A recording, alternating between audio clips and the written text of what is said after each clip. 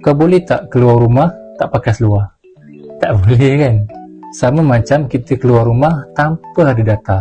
Rasa macam tak komplit hidup kita.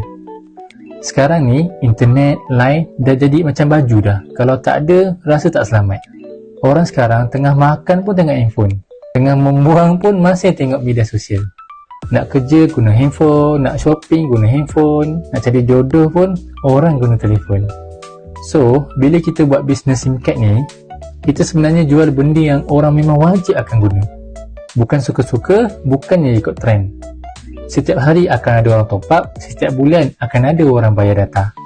Dan kita akan dapat income melalui situ. Yang best, tak payah kita nak simpan stok, tak payah kita nak explain panjang-panjang.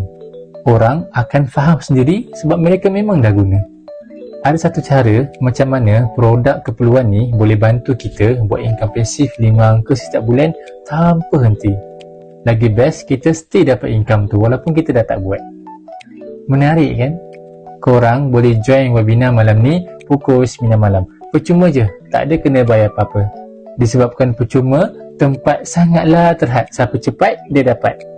Caranya, korang tekan je link dekat saya punya bio tu, daftar dekat situ, bijak buat duit. Bila kita jual barang keperluan, insyaAllah bisnes tu akan jalan dengan sendiri. Style kan?